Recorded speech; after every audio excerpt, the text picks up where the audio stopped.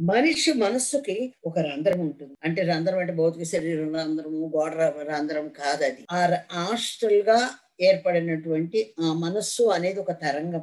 ఆ తరంగాలలో కనపడకుండా ఒక సూక్ష్మమైన రంధ్రం ఉంటుంది. దానిని ఎవ్వరూ కనుగొనలేదు. ఏం ప్రవహిస్తున్నాయి ఆ రంధ్రం నుండి? రకరకాలైనటువంటి వ్యసనాలు. ఏ వ్యసనాలు? ఈ భూమి మీద మనుషులకి ఎన్ని రకాల వ్యసనాలు ఉన్నాయండి. వ్యసనము అంటే పనికిరానిది. ఆ వ్యసనము అనేది ఈ రంధ్రం గుండా బయటకు వెళ్ళిపోతుందండి.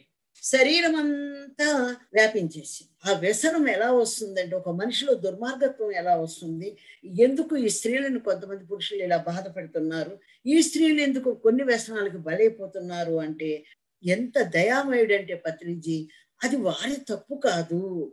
వారి లోపల ప్రవహించేటువంటి ఇది తప్పు అని తెలిసినప్పుడు ఆయన పాదాల మీద పడిపోయి ఏడ్చేశారు.